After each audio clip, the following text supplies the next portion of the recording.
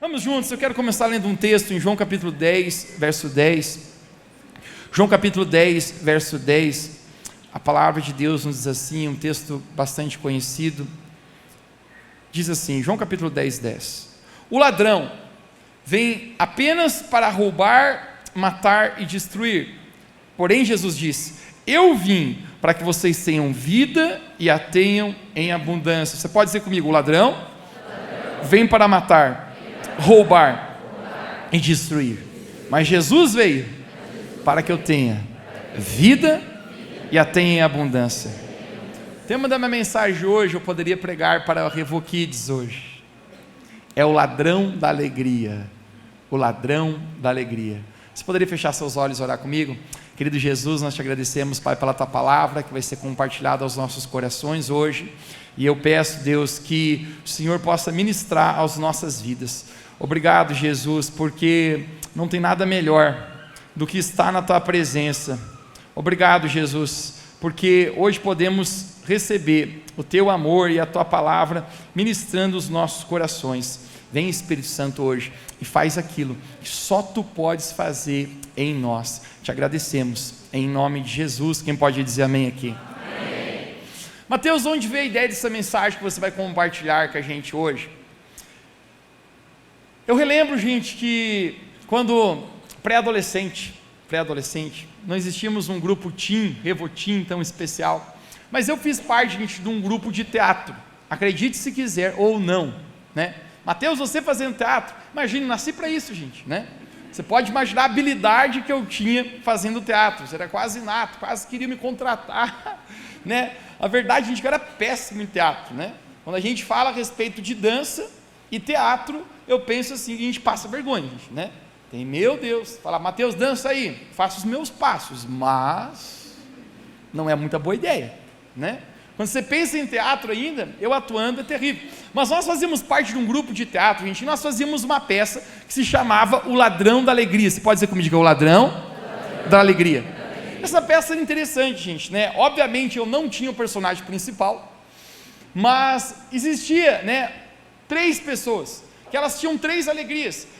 A alegria de um era a namorada, e aí ele desfilava com a namorada, ele dizia, minha alegria, minha namorada, ele caminhava para lá, caminhava para cá, e de repente a gente via um cara assim, vestido de preto, encenando o teatro, e roubava a namorada do cara, e roubava a alegria dele, consequentemente ele ficava ali triste, chorando, chupando o dedo. Agora é interessante também, gente, que o segundo personagem, de repente ele vinha com uma moto, nunca me esqueço, ele vinha com uma moto, e ele gostava daquela moto, ele dizia assim, essa é minha moto, né? Ele ficava feliz com aquilo, e de repente esse personagem ladrão da alegria, também se aproximava, dava um pontapé nele, subia em cima da moto e levava. Um terceiro, gente, tinha bastante dinheiro, aí fazia um personagem assim, fazendo um monte de dinheiro, era tudo dinheiro falso mesmo, né? E o cara abanava dinheiro, de repente, esse ladrão da alegria vinha, roubava o dinheiro e aquela pessoa também ficava triste. Mas tinha um quarto personagem que ele caminhava com Jesus, ele dava mão dada para um personagem que estava todo vestido de branco, representando Jesus, e quando ele está caminhando, gente, o ladrão da alegria vai lá tentar roubar a alegria dele, mas ele não consegue, porque a alegria dele era Jesus. O simples fato, gente, é que tem uma alegria que provém de Deus na nossa vida, que esse ladrão da alegria que Jesus falou em João capítulo 10, que veio para matar, roubar e destruir, ele não tem poder de roubar. Mateus, o ladrão roubava por quê? Porque obviamente, gente, a alegria estava no lugar errado. Seja qual for a razão que a sua alegria entra, também é a razão pela qual ela sai. Então, se você coloca a sua alegria num relacionamento, se esse relacionamento não dá certo, com certeza a sua alegria irá embora. Se você coloca a sua alegria no seu status financeiro, na sua conta bancária, e você passar por uma crise financeira, a sua alegria irá embora. Mas se você coloca a sua alegria em Jesus, ninguém tem o poder de roubar essa alegria. Ninguém tem o poder de roubar. E eu quero fazer uma pergunta, gente, você não precisa responder. É uma pergunta que talvez mexa com você e faça você refletir sobre algo. Mas deixa eu perguntar para ti, você é uma pessoa alegre? Você tem alegria? Hoje eu quero compartilhar, gente, contigo a respeito de 4 ladrões da alegria, que muitas vezes tentam roubar a alegria do nosso coração. que tentam fazer com que o nosso coração, a gente perca essa vida. E eu creio que de verdade isso vai abençoar você. Então diga comigo, ladrão da alegria. O primeiro ladrão da alegria, gente, eu quero compartilhar contigo, são circunstâncias inesperadas. Circunstâncias inesperadas. Todo mundo, gente, que está aqui, passa por momentos, desafios, e passa por coisas, gente, que você não espera. A vida não é linear. Você faz um plano, você pensa que vai ser dessa maneira, e aí de repente, nessa data, com essa idade, vai acontecer isso, e quando você vê, não aconteceu daquele momento, dessa maneira que você planejava. Existem ocasiões, às vezes, que a gente é pego de surpresa, e circunstâncias inesperadas, gente, muitas vezes podem roubar a nossa alegria. Mas eu quero contar para ti, gente, a história de um homem chamado Paulo, que é incrível. A maneira como esse homem vê para a vida, a maneira e a ótica que esse cara enxerga a alegria na vida dele. Paulo, gente, sem dúvida, foi o maior líder do cristianismo depois de Jesus Cristo. É um homem, gente, o qual teve experiências tão grandes com Deus, e ele passa a pregar o evangelho de Cristo. Pensa que Paulo, gente, em suas viagens missionárias, evangelizou tanta gente. Num mundo que não tem televisão, num mundo que não tem internet, esse cara impactou o continente antigo. A voz desse camarada é ecoada, por quê, gente? Um homem debaixo de um grande propósito e uma grande convicção de Deus na vida dele. O propósito do apóstolo Paulo, gente, era pregar o evangelho. O propósito do apóstolo Paulo era difundir Jesus Cristo. A propósito, a palavra de Deus fala que a cruz é loucura para os que se perdem, mas para nós que somos salvos, é o poder de Deus. Quantos aqui foram salvos pela loucura da pregação de Jesus? Isso é o poder na nossa vida. Parece loucura para muitos crer em Jesus, mas você que foi alcançado com essa palavra, você conhece que é a verdade. Jesus falou: eu sou o caminho, a verdade e a vida. Paulo tem um propósito, porém eu quero ler para você em Filipenses capítulo 1, verso 12. Filipenses capítulo 1, Paulo está preso numa cadeia, e ele escreve uma carta, ele fala algumas palavras aqui que são incríveis, eu quero mostrar para você. Filipenses capítulo 1, verso 12 diz assim, Paulo dizendo: quero que saibam, irmãos, que aquilo que me aconteceu, alguém diga bem alto comigo, aquilo que me aconteceu, tem antes servido para o progresso do evangelho. Mateus, o que aconteceu com Paulo? O que será que aconteceu que ele está dizendo? Isto que me aconteceu tem servido para o progresso. Eu fiz uma anotação, porque eu não conseguiria decorar tantas coisas aqui, mas eu quero mostrar para você o que Paulo está falando, do que aconteceu com ele. Nada mais, nada menos, Paulo foi açoitado em praça pública por causa de pregar Jesus. Paulo foi perseguido na cidade de Damasco. Paulo foi cancelado na cidade de Jerusalém. Paulo foi esquecido na cidade de Tarso. Foi apedrejado na cidade de Listra. Paulo foi açoitado novamente na cidade de Filipos. Ele foi escorraçado em Tessalônica, expulso de Bereia, chamado de tagarela em Atenas, que era a capital intelectual dos sábios daquela época. Paulo foi chamado de impostor em Corinto. Paulo enfrentou feras em Éfeso, foi preso em Jerusalém, abusado em Cesareia, sofreu um naufrágio. Paulo foi picado por uma cobra na ilha de Malta. Paulo, por fim, chega em Roma, algemado como um prisioneiro, para ser julgado pelo imperador. E agora, onde esse homem está? Numa cadeia insalubre, fria, escura, um lugar terrível naquele momento. E Paulo está dizendo: mas eu quero que vocês saibam que tudo isso que aconteceu comigo, todas essas circunstâncias inesperadas, contribuíram para o meu propósito e o progresso do evangelho. Uau! O que Paulo está dizendo, gente? Isso é incrível. Este homem, gente, né? Ele está olhando para circunstâncias inesperadas. E se você for olhar pela ótica tua, você está dizendo: não tem como. Como que Paulo agora dentro da prisão vai dar certo alguma coisa, o propósito do evangelho? Como que a vida dele vai avançar? Mas deixa eu falar uma coisa para você, gente. Se você olhar sempre a sua vida pela tua ótica e não a ótica de Deus, tem coisa que não vai fazer sentido para você. Mas se você olhar na ótica de Deus, talvez, gente, o capítulo mais escuro da sua vida pode ser o novo e a nova história que Deus tem para escrever na tua vida. Paulo está dentro da prisão, ele está dizendo: eu quero que vocês saibam que tudo isso que eu passei, na verdade, contribuiu para o meu propósito. Este homem chamado Paulo, gente, não crê em sorte. Esse homem chamado Paulo não crê em azar, não crê em signo, não crê em miticismo, não crê em olho gordo. Esse homem chamado Paulo acredita que a mão de Deus governa o seu destino e a sua vida. Ele está dizendo, as coisas que me aconteceram tinha um grande propósito. Às vezes, gente, quando você pensa que tudo está dando errado, às vezes é o momento que Deus começou a fazer dar certo na sua vida.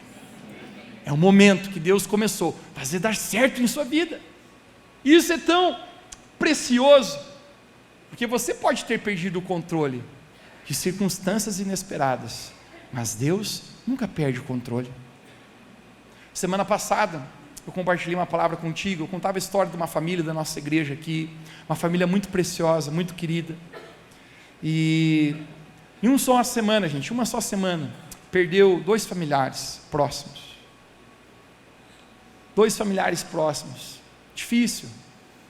Ele mandou uma mensagem para mim na segunda-feira dizendo, pastor, pode vir fazer o velório, o enterro? Eu falei, com certeza. Na quarta-feira mandou mensagem de novo, pastor, pode fazer o enterro? Eu falei, não, você está repetindo a mensagem? Ele, não, é que morreu outro. Fizemos o enterro. Essa semana, gente, terça-noite, ele me liga, pastor, você não vai me acreditar, mas morreu um 3º familiar. Meu amigo, a gente está falando em questão de 3 semanas, 3 pessoas, circunstâncias inesperadas na vida. Eu chego lá, meu irmão, assim, parece que você já viveu assim um déjà vu? Eu disse, não, mas eu estava aqui já, estou de novo, as mesmas pessoas chorando, querido, passando por luto, passando por dificuldade. E eu, gente, né, eu sou sincero, que eu sou um cara assim ligado, mas também às vezes sou fiasquento. Quem é meio fiasquento aí, gente, né? Troca a mão pelo pé. Eu fui fazer ali o momento do enterro, né? Eu falei, levei o meu violão, já fui músico de velório também, pessoal, né? Foi terrível. Levei meu violão, cantei uma canção, depois eu falei, gente, o Espírito Santo está aqui, Ele é o Consolador. Falei, queremos nesse momento ter o momento do sepultamento, e eu troquei o nome do morto, gente, né? Eu falei, queremos sepultar agora o Edson. Todo mundo falou, não, é outro. O Edson levantou a mão, eu não, né? Eu não, né? É o Edilson, falou.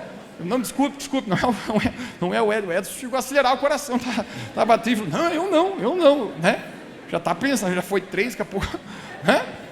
Já vai ser eu também. Ô, meu irmão, que vergonha, né? Mas o simples fato, gente, você parou para pensar que tem circunstâncias inesperadas, gente, que acontecem na nossa vida, que é tão possível às vezes roubar a nossa alegria. Paulo está dentro de uma prisão, gente, e ele está dizendo assim, ó, tem tantas circunstâncias que me aconteceu, mas eu quero que vocês saibam que tudo isso aí está contribuindo para onde Deus está me levando, independentemente eu esteja entendendo ou não. E ele vai falar, vai ficar interessante esse negócio. Me dê na tela, Filipenses capítulo 1, verso 13, me deu o verso 13, ele diz assim, como resultado, tornou-se evidente a toda a guarda pretoriana, guarde essa palavra, guarda pretoriana, e a todos os demais, que eu estou na prisão por causa de Cristo. Guarda pretoriana. Mateus, quem era a guarda pretoriana? Gente, era guardas de elite. O rei, acredita-se que o rei tinha 16 mil soldados de alta influência que caminhavam no palácio do rei. É só gente de confiança do rei, gente influente no império, gente, que tinha acesso ao rei. E Paulo, gente, está lá, e ele está dizendo assim, todos esses guardas aqui, a elite de Roma, todo mundo está sabendo por que eu estou preso, eu estou aqui por causa de Jesus Cristo. E sabe o que Paulo faz, gente? Paulo começa a evangelizar todos aqueles soldados. Acredite-se, gente, que prendiam sempre um soldado a Paulo, algemavam Paulo com outro para evitar fuga. Eles acreditavam que Paulo poderia ser um revolto que se levantaria contra o imperador. Pelo contrário, Paulo era um homem que estava pregando salvação para esse mundo através de Jesus Cristo. Então prendiam Paulo, e gente, eu fico imaginando que os caras não tinham nem opção de ouvir do evangelho ou não. O cara estava preso com o apóstolo Paulo, falou, eu vou falar de Jesus para ti. O cara falava, não fale, você não tem opção. Vou falar sim. Ele falou, não, mas não fale. Vou. Gente, eu vou falar para você, a palavra de Deus, quando entra no coração, é irresistível, meu irmão. A palavra de Deus fala que a fé vem pelo ouvir. Cara, se tu começar a ouvir a palavra de Deus, vai gerar fé no teu coração. E sabe o que Paulo faz, gente? Ele fica 2 anos naquela cadeia, e 2 anos dele evangelho naqueles guardas, dele pregar. Não fale para mim, Jesus te ama, hein, rapaz? Eu odeio esse Jesus. Jesus te ama. E a presença de Deus, gente, é irresistível. Quando a presença de Deus se manifesta, meu irmão, o coração mais duro derrete como cera. Já sentiu, gente, aquele calor da presença de Deus, cara? Tinha gente aqui que talvez odiava a igreja, odiava a crente, odiava... Quer dizer, eu não gostei desse negócio, eu odeio esse povo. E quando você recebeu, gente, a presença de Jesus, você... Uau, cara, o que é isso? Aqueles homens começam a ser cheios do amor de Deus. Você imagina Paulo é pregador, dizem, nunca deixa um pregador cantar. Mas Paulo começava a cantar. Ele dizia assim, vou cantar aí, vou adorar Jesus. E Paulo começava, Deus de milagres, Deus de promessas. Eu guardo ali. Daqui a pouco eu guardo, caminho no deserto. E Paulo na cadeia já disse, luz na escuridão.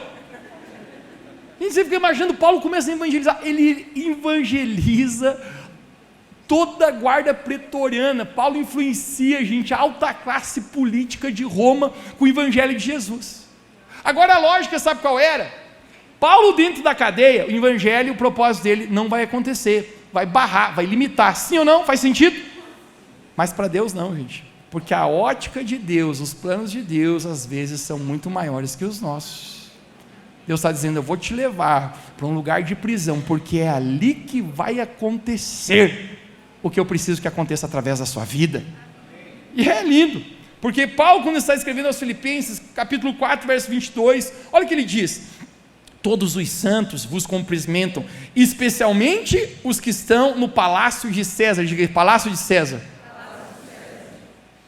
Sabe o que está acontecendo, gente? O pessoal, os guardas que estão no palácio de César, quando ele está escrevendo a carta para a igreja, eles estão dizendo, cumprimente eles lá também.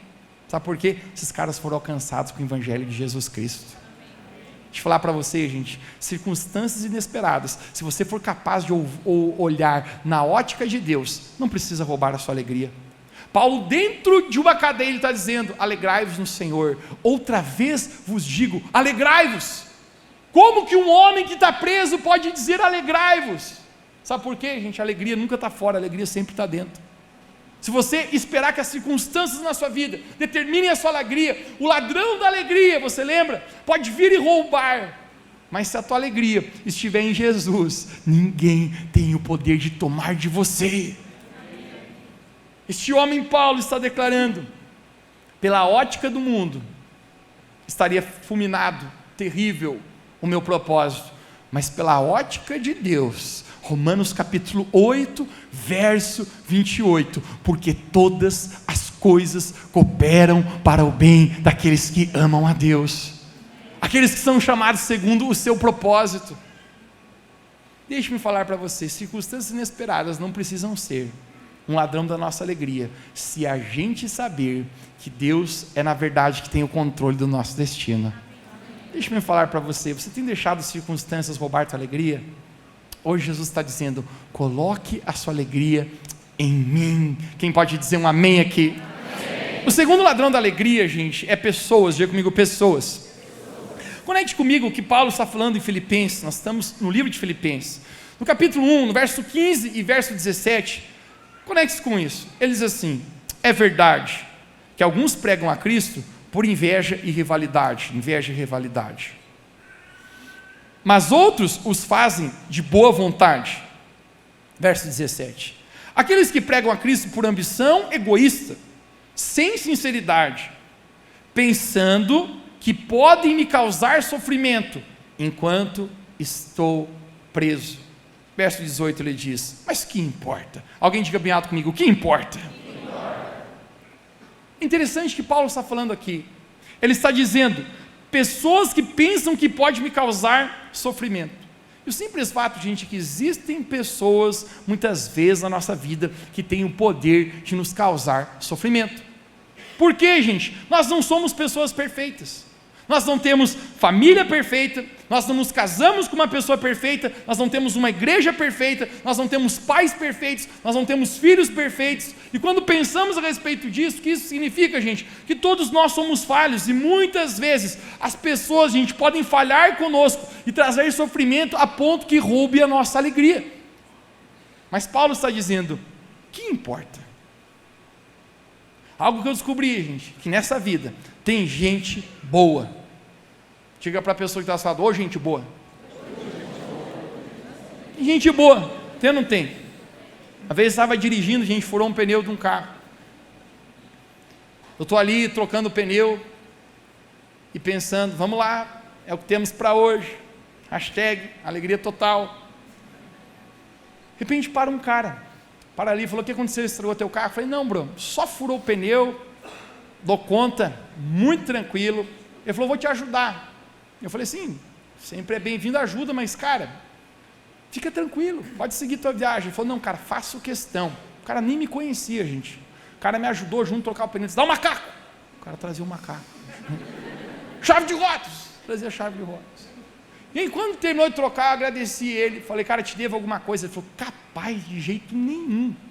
Ele falou assim, você está indo para onde? Né? Falei o destino que eu estava indo, ele falou, também estou indo para lá. Ele falou assim, ó, eu vou te acompanhando, porque se você fura mais um pneu, não tem step, eu estou ali para te socorrer. Eu falei, esse cara é um anjo, meu irmão. Né? Quem é esse cara aí, meu irmão? Nunca tinha visto na vida. Sabe por quê, gente? Tem gente boa. Tem ou não tem? Agora vamos ao contrário. Tem gente ruim, gente. Tem gente, pessoal, olha, eu vou falar para você, tem uma classe de seres humanos na Terra, habitando no planeta azul, que eu não sei da onde que vem, gente. Tem pessoa mal educada? Não tem, gente? Pessoal, tem gente mal educada, meu irmão. Tem gente mal educada na padaria, no trabalho, na igreja. Na igreja. Você vai estacionar o teu carro, o cara estaciona antes que você e diz, a vaga foi minha. Tem gente, pessoal, falsa. Tem gente falsa ou não tem? Quer ver as mulheres?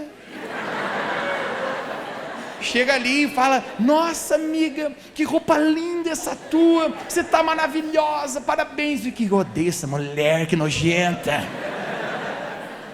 Mano, tem gente falsa. Tem gente falsa. Tem gente desleal ou não tem? Tem gente desleal. Tem gente sem honra, cara, que você investiu, que você valorizou, que você semeou, que você amou, e vai embora sem te dar tchau e está falando mal de você. Tem gente assim nessa vida, gente. Pessoas que fazem coisas más para prejudicar outras pessoas. Meu pai dizia para a gente, quando a gente era moleque, falava, rapaziada, vocês têm que pensar uma coisa. Vocês têm que ser inocente no que é mal e ser excelente no que é bom. Mas tenha olhos, que nem todo mundo tem um bom coração, às vezes como vocês têm. Ele falava, vocês não verem mal em muitas coisas, que às vezes tem pessoas que são mal. A palavra para isso, a gente sabe o que é? Discernimento. Tem muita pessoa, cara, carregada de ciúmes, de inveja. Tem pessoa, meu irmão, que não tem capacidade de se alegrar com a alegria dos outros. Vê o camarada de carro velho e fala, é um miserável, sei, coitado, né? Comendo o pão que o diabo amassou. E o cara compra um carro novo, é um ladrão, pode estar roubando esse desgraçado aí.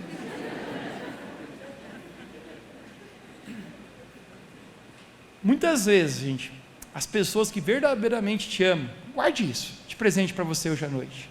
Não são as pessoas que conseguem estender a tua mão para ti quando você está necessitado, mas são as pessoas que quando verem você feliz também se alegram com as tuas alegrias, cara. Isso aqui é nato do ser humano. Você vê um cara ralado ali no chão, você conseguir estender a mão, bro. Aí tem muita gente que vê gente feliz, cara, e não consegue sorrir junto, não consegue dizer, cara, a alegria desse aí é a minha alegria. Que bom se ele está bem, cara. Que bom se ele foi promovido. Que bom se ele desencalhou e andou. É a minha alegria. Agora falar para você, gente, se eu fosse perguntar para ti, tem pessoas ruins, tem pessoas boas, mas que tipo de pessoa você é para as outras pessoas? Você é uma pessoa que abençoa, a tua vida abençoa as pessoas que estão perto de você, ou você, como o apóstolo Paulo fala, é uma pessoa que traz sofrimento para as pessoas que estão ao seu redor? Um cara, que eu admiro na Bíblia, é um camarada chamado José. Diga comigo, José. José foi escolhido por Deus para ser o pai natural de Jesus aqui na terra. Grande responsabilidade ou não? Gente, José era um homem muito íntegro, um homem muito correto. A Bíblia fala que ele estava noivo de Maria, né? Estava ali com a Mariazinha, pronto para casar. Eles ainda não tinham tido relação sexual, estavam se guardando para o casamento, estão ali naquele momento noivos, e de repente um anjo aparece para Maria e fala: mulher, você vai conceber à luz a um menino, esse menino é o Filho de Deus, o poder do Espírito Santo do Altíssimo vai te envolver, e você ficará grávida de um homem que se chamará o Cristo, o Salvador de todo mundo. E sabe o que acontece, gente? Maria fica grávida. Eu fico imaginando gente lá chegando para José, para dar a notícia para o José, talvez receosa, pensando: será que o cara vai acreditar? E ela chega para José um dia e fala: Zé, preciso falar para ti, eu estou grávida, Zé. E o Zé fala: ué, mas eu nem encostei nessa menina, engravidada pela mão, será? E Maria diz: mas fique tranquilo, Zé, eu estou grávida do Espírito Santo. A gente fala uma coisa para você, quem é homem aqui? Cadê os homens aqui hoje à noite? Nossa, manifestaram a tigrada aí, ó. Saíram da toca.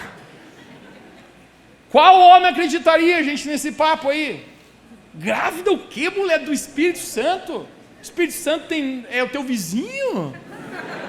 Qual é o nome do Ricardão? Paulão? Quem que é esse Espírito Santo aí que eu...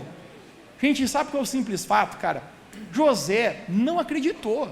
José pensa assim: Espírito Santo é o caramba, isso aqui é o espírito do chifre chegando, crescendo em mim. Fui corno, meu Deus. O Zé, a gente está destruído. Eu vou falar uma coisa para você, gente. Normalmente em relacionamento, quando alguém, gente, é pisado, é machucado, é traído, é desleal, te sobe uma coisa ruim, não é? E assim, eu já vi pessoas, gente, assim, que fica assim, com uma gana, com xinga e odeia, e traz os sentimentos mais terríveis e primitivos, gente, dentro de uma pessoa. Mateus, qual que é a reação de José? Agora que eu quero falar para você, gente. Sabe o que José faz?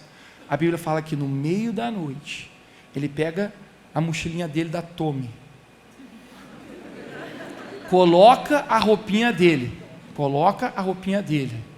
e sai no meio da noite quietinho. Mateus, por que José está falando isso? Na cultura que eles estavam, gente, dos judeus, você lembra em João capítulo 8, quando Jesus tem que impedir uma mulher que foi flagrada em adultério de ser apedrejada até a morte? A famosa frase que você conhece, Jesus falou: quem não tiver nenhum pecado, atira a primeira pedra. Jesus defende uma mulher, pula na frente. Cara, seria o mesmo caso de Maria, se José põe isso na Rádio Clube de Jerusalém. Maria podia ser, gente, apedrejada até a morte. Sabe o que José está falando? Cara, não quero provocar dano nessa mulher, não quero difamá-la, está aqui minha roupinha, a minha malinha da Tommy, vou botar meu fonezinho de ouvido, AirPods aqui, vou botar uma música depressiva porque fui corno, e no meio da noite, José sai, gente, está saindo da vida de Maria. De presente para ti, gente. Normalmente você não conhece uma pessoa quando ela chega na sua vida, você conhece realmente quem é uma pessoa no momento que ela está saindo. Aí você vai ver o caráter da pessoa, você vai ver realmente quem ela é, gente. Sabe o que acontece, gente? José está no meio do caminho, aparece o tal do anjo Gabriel para ele e fala: Zé, deixa eu contar algo para ti, meu irmão, tu não eres corno, tu não tem chifre, Zé. Realmente Maria está grávida, é do Espírito Santo. Gente, acho que nunca teve um homem tão aliviado assim: ai, obrigado, Senhor. E José volta, gente, para Maria dizendo: me perdoe, my love. Mozão, era verdade, mozão, você está grávida do Filho de Deus. Eles se casam, gente. Jesus, o Salvador do mundo, vem ali. Mas sabe o que eu consigo aprender, pessoal? O caráter e a integridade de José nos seus relacionamentos, mesmo quando pessoas, ele achava que estava causando dano, cara, ele continua amando, honrando. Tem muitas pessoas, a gente, vão causar dano na nossa vida. Deixa eu perguntar para você: você é o tipo de pessoa que abençoa as pessoas ao teu redor ou causa sofrimento nelas?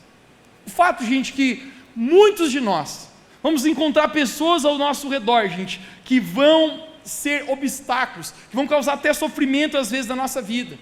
E se a gente não aprender, gente, algo muito importante, que é exercer perdão, você pode dizer bem alto comigo, diga exercer perdão.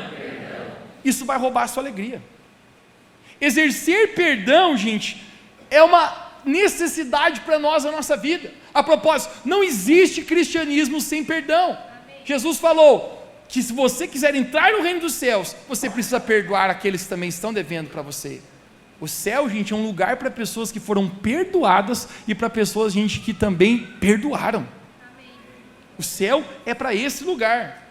Agora, gente, muitas vezes vai ter pessoas que vão machucar você, que vão ser desleais, que vão causar sofrimento para você. Sempre atrás, conversava com uma menininha de 8 anos de idade, gente. Ela falava para mim assim: pastor, tem um monte de gente ao meu redor que faz mal para mim. Ela perguntava para mim assim: não tem uma coisa que eu possa fazer, estalar o dedo e sumir tudo esse pessoal? Eu falei para ela: eu também queria essa forma, minha filha. Se você descobrir, me ensine. Queria fazer assim, ó, vai-te embora. Não tem como. Eu falei para ela: a chave na tua vida é você sempre aprender a perdoar. Jesus conta uma parábola sobre perdão, você sabia, em Mateus capítulo 18? Essa parábola ficou conhecida como a parábola do credor incompassivo. O que não deveria se chamar uma parábola, deveria se chamar uma hipérbole isso. Jesus conta um exagero aqui. Jesus conta a respeito de um homem que devia 100 denários, digo meio alto um dia, 100 denários, para o rei. Mateus, o que era o denário? Um homem trabalhava um dia para ganhar um denário. Então nós estamos falando a respeito de 3 meses e 10 dias de trabalho.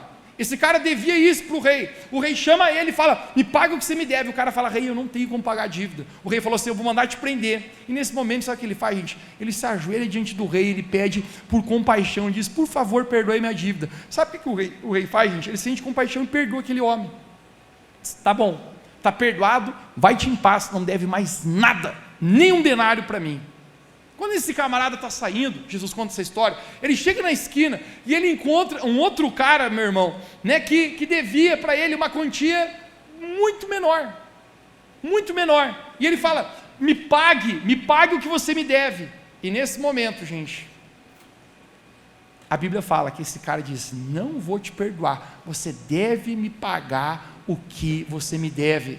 Esse cara não tendo com o que pagar, gente, diz que ele foi e jogou este homem na prisão. Uau! O rei ouviu a história que Jesus contou. Falaram para o rei: sabe aquele homem que saiu da tua presença agora há pouco, e você perdoou a dívida dele, essa dívida enorme? Ele falou: sim. Esse cara encontrou um homem agora mesmo na esquina, com uma dívida bem pequena, e mandou o cara para a cadeia. Gente, diz que o rei ficou muito enfurecido, Jesus falou. E nesse momento ele diz: você irá para a prisão, porque você não deveria ter a mesma misericórdia que foi te dado com este homem. Entregou ele para os verdugos para ser atormentado, porque quando a gente não perdoa na nossa vida, a gente vai atormentar o nosso coração. Agora, as medidas, o valor de dinheiro que Jesus está falando aqui é 10 mil talentos e 100 denários. Diga comigo: 10 mil talentos e 100 denários. Esse dinheiro não é usual para ti, então você não consegue entender a analogia do que Jesus estava falando. Jesus fala, gente, que esse homem devia 10 mil talentos, 10 mil talentos para esse rei. Gente, Mateus, o que é 10 mil talentos? Um talento, gente, que era 35 quilos de ouro. Então, se a matemática não mudou, faz a regra de 3, esse camarada devia, gente, 350 mil quilos de ouro. Sabe qual é o contexto, pessoal? A dívida é impagável. O cálculo bem certinho é: se é um talento por dia de trabalho, esse cara precisava trabalhar 150 mil anos para pagar a dívida para o rei. Tem como pagar, gente? A dívida é impagável. Deixa eu falar para você, gente, foi essa dívida que Jesus perdoou na nossa vida. Eu e você tínhamos uma dívida impagável com Deus. E sabe o que Jesus faz? Ele vai lá e paga o preço por nós. Ele morre na cruz por nós. Jesus, ele paga o preço que eu e você jamais conseguiríamos pagar. E quando Jesus ele morre, a dívida está sendo paga. Mas sabe qual é a analogia? Ele encontra um homem que deve apenas 3 meses e 10 dias de trabalho, e ele não perdoa. Em outras palavras, Jesus está dizendo: cara, vocês foram muito perdoados por Deus, uma dívida impagável. Por que você não está perdoando uma dívida por teu próximo muito menor do que aquilo que você foi perdoado? Gente, perdão é uma necessidade para todos nós na nossa vida. Quem pode dizer amém aqui? Amém. Se o perdão não é apenas um mandamento de Jesus, gente, o perdão também é uma inteligência emocional. Acompanhe comigo o raciocínio. Quando você guarda mágoa de uma pessoa, é como se tivesse algemado com essa pessoa. Você leva essa pessoa 24 horas para o teu dia. Então você chega em casa para tirar uma soneca, você deita e a pessoa se deita do teu lado, que você está amargurado. Você chega na mesa para comer e essa pessoa se assenta na mesa contigo e rouba a tua fome. Você sai de férias, ela entra no banco de trás e ela estraga as suas férias. Você leva a pessoa para dentro de ti. Então a única maneira, gente, para ser livre de um ladrão da alegria, que são pessoas muitas vezes que causam sofrimento na nossa vida por atitudes ruins, por falta de caráter, é ter a decisão de perdoar. Quem pode dizer um amém aqui? Amém. Perdoar. Se você não decide perdoar o ladrão da alegria, através de pessoas, gente, muitas vezes vão roubar você. Terceira coisa, terceiro ladrão da alegria, se chama pecado. Você pode dizer comigo, diga pecado. Este é um grande ladrão da alegria. 2 Pedro 2,19, eu quero ler contigo. 2 Pedro 2,19, o apóstolo Pedro nos diz: prometendo-lhes liberdade, eles mesmos são escravos da corrupção, pois o homem é escravo daquilo que o domina. Você pode dizer comigo, o homem é escravo daquilo que o domina. O pecado, gente, promete para você liberdade. Diz: faça o que você quiser, seja livre, o que te der na cabeça. E aqui o apóstolo Paulo está dizendo: o pecado está te prometendo liberdade, está te prometendo uma sensação de você estar livre, mas na verdade ele vai te escravizar. Na verdade ele vai levar você para dentro de um buraco. Eu costumo dizer, gente, quando a gente peca, o prazer é nosso, mas a alegria é do diabo. O pecado, cara, não completa a vida de ninguém, meu irmão. A Bíblia conta a respeito de um rei chamado Davi, um homem que foi realmente incrível. Certa vez, Davi, ele está no terraço do seu palácio, no momento que os homens estavam na guerra, a Bíblia fala. De presente para você, guarde no seu bolso. Nunca deixe de estar no lugar onde Deus chamou você para estar. Porque o momento que você está no lugar que Deus não chamou para você estar, é o momento que você faz besteira, bro. Davi já está na guerra, sabe onde ele está? No terraço do palácio, acompanhando o movimento das gatas de Barbie vestida.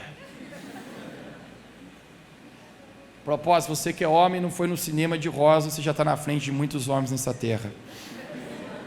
Amém. Sabe o que é o contexto? Davi está no terraço, e ele olha, pessoal, uma mulher. Sempre os problemas dos homens estão anexados às mulheres. Ele olha uma mulher, gente, tomando banho no rio. Mateus, a menina era bonita, mas devia ser um avião daqueles. O homem é tentado pelos seus olhos, gente. Mulheres são muito mais sensíveis em suas emoções, em seus ouvidos, mas os homens, os olhos é uma loucura.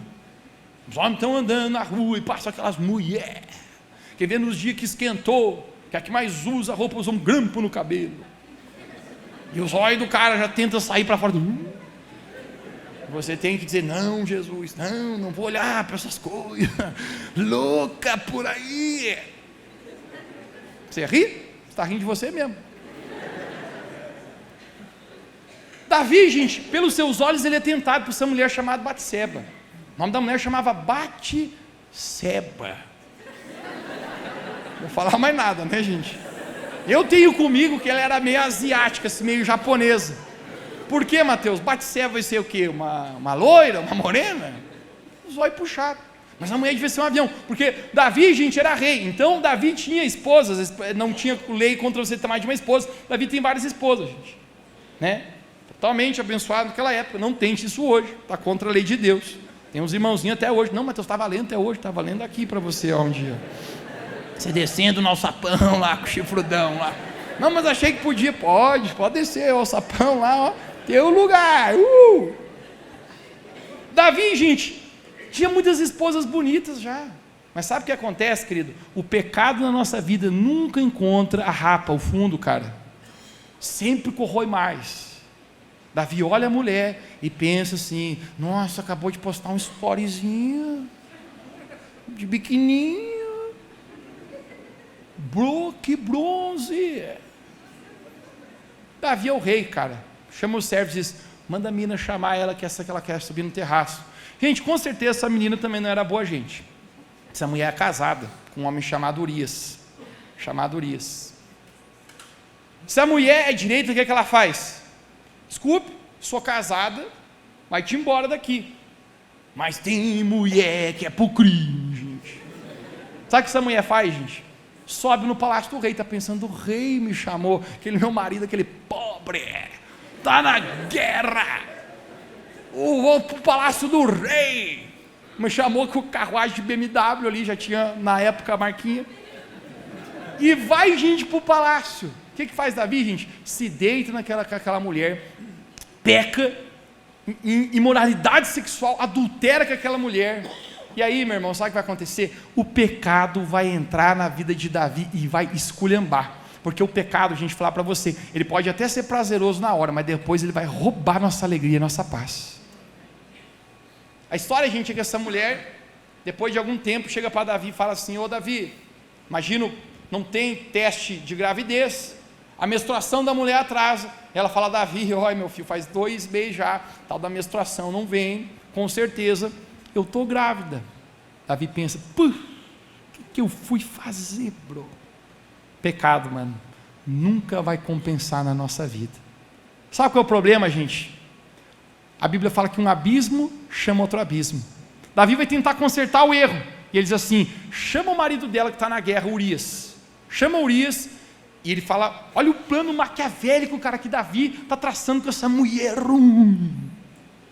Ele fala para a mulher assim: se deita com o teu marido. Quando nascer a criança, não tem teste de DNA, não tem como saber, não tem teste de sangue, não tem nada. No máximo vai sair mais escurinho a criança, né? Não vai dar de notar, nunca vão saber. Se deita com o teu marido, vai achar que o filho é dele. Gente, quando chama esse homem chamado Urias, Davi fala: presente para ti, você é um bom combatente, se deita com essa mulher hoje.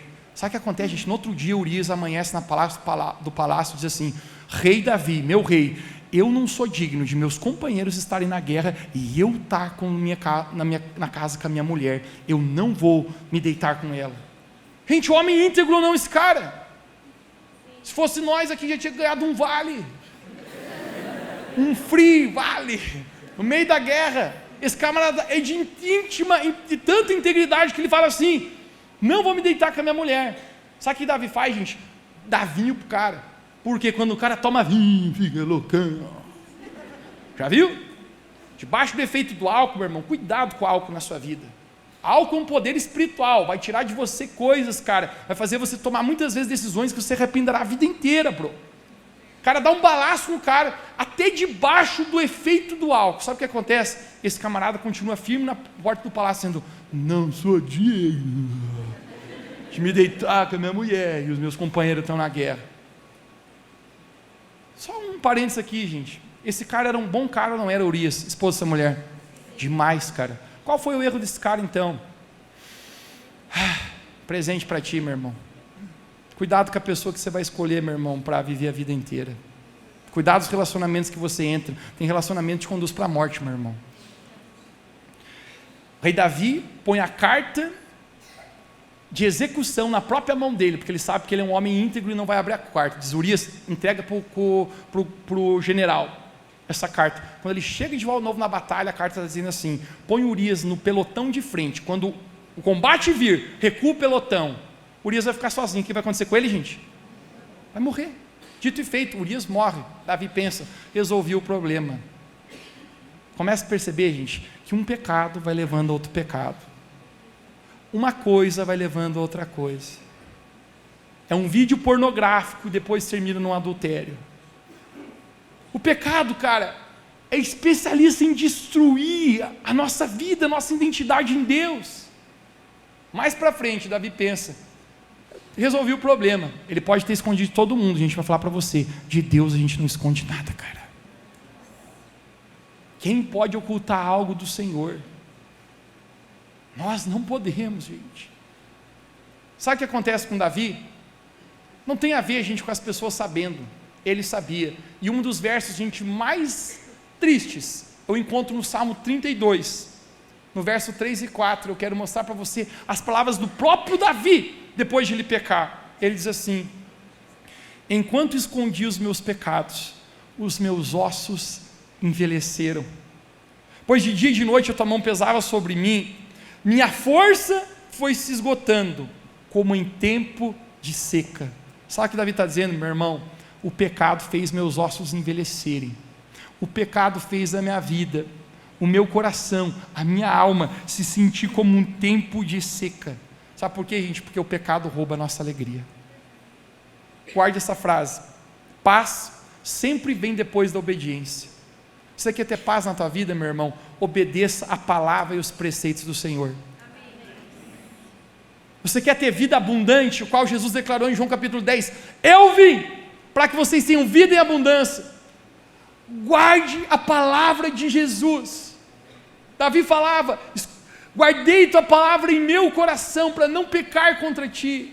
Porque depois, gente, Davi aprendeu que quando você peca, o prazer é teu, mas a alegria é do diabo. O pecado te promete liberdade, mas te escraviza. O pecado te promete satisfação, mas rouba a tua paz. O pecado rouba a tua alegria daquilo que era para te fazer feliz. Viver em santidade, gente, é uma ponte de intimidade para com Deus, mas não só isso. Um dos frutos da santidade é a felicidade. Um homem santo é feliz, cara. Um homem santo é feliz. Na ótica do mundo, não faz sentido se separar para Deus, esperar o tempo certo, fazer do jeito certo. Mas deixa eu falar para vocês, gente, na ótica de Deus, sempre vale a pena.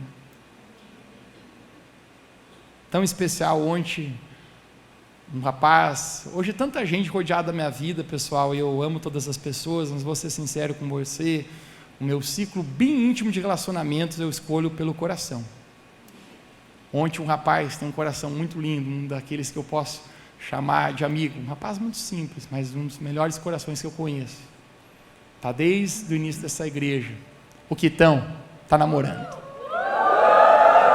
7 anos na seca, Quitão, sem beijar na boca. Por aí, né? 7 anos, meu irmão, sendo fiel com Jesus, tendo meu Pai da glória. Mas um homem santo, gente, é um homem feliz. Vale a pena, cara. Deixa eu falar para você, gente, não deixa o pecado entrar na tua vida. Tá casado, bro? Guarda teu casamento, tá? Tu é solteiro, é um desafio, cara, mas vamos tentar, gente, separar para Jesus. Pecado estraga aquilo que era para ser lindo. Eu encerro minha mensagem falando do quarto e último ladrão da alegria. Alguém está sendo abençoado hoje à noite aqui? Amém. Quarto e último ladrão da alegria. Ninguém enfrenta isso aqui, com certeza. Quarto ladrão da alegria é a ansiedade. Você já viu, gente, que a ansiedade tem sido o mal do nosso século?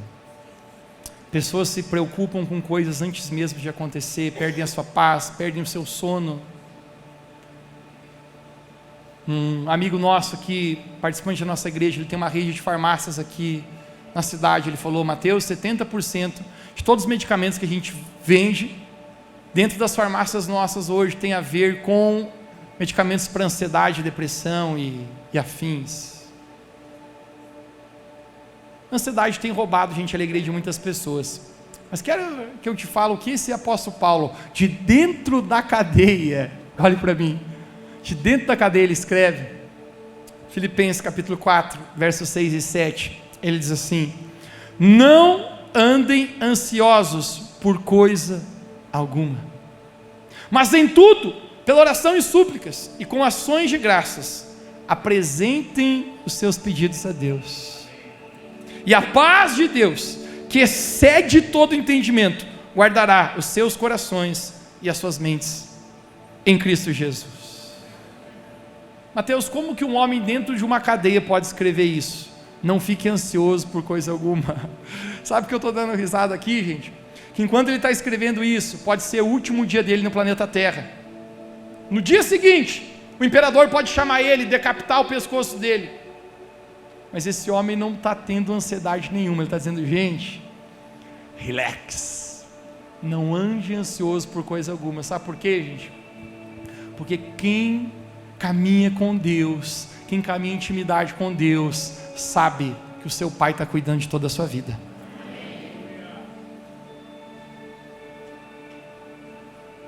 Quantas pessoas lidando com tanta ansiedade? Mas se você se aproximar de Deus, se você for íntimo de Deus, você descobrirá um Pai.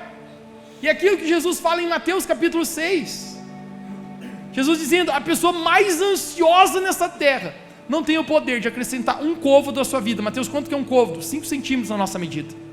Você está dizendo: o mais ansioso não pode fazer com que uns 5 centímetros acrescente à tua vida. Jesus fala: lance fora toda ansiedade, porque eu estou cuidando de vocês. Isso não é incrível? Um homem de dentro da prisão dizendo: não ande ansioso por coisa alguma. Tempos atrás eu fui no pátio observar as crianças, e tinha uma menininha, ela devia ter uns 7, 8 anos de idade. Ela estava assim, com a cara braba, e eu falei: o que deu? O que você está triste? Ela falou: estou estressada. Eu falei: hã?